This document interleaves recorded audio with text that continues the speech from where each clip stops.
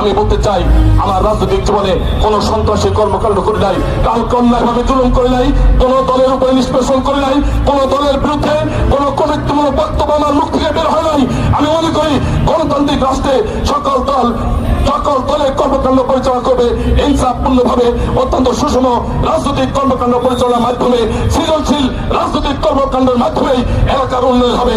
সেই উন্নয়নে আমি সকল দলের সাথে সম্পৃক্ত থেকে রাজনৈতিক কর্মকাণ্ড পরিচালনা করেছি। অতএব আমার হাত দিয়ে কখনো রাজনৈতিক অঙ্গনে আধিপত্য বিস্তারের জন্য অন্য কোন দলের কারো উপরে আমি জুলুম করি নাই, আমি নিষ্পেষণ করি নাই, আমি নির্যাতন করি নাই। আজকে তাই দাঁড়িয়ে বলছি, আসুন আমাকে নিয়ে যদি একটু আপনারা ভাবেন, আমার সমস্ত কর্মকাণ্ডকে নিয়ে যদি একটু চিন্তা করেন, তা আমি মনে করব শুধুমাত্র জামাত ইসলামের মনে করে আমাকে দূরে সরাই দিবেন না। আমি সকল দলের, সকল মতের, সকল ধর্মের, সকল মানুষের জন্য বিগত সময় কাজ করেছি, আগামী দিনেও কাজ করব।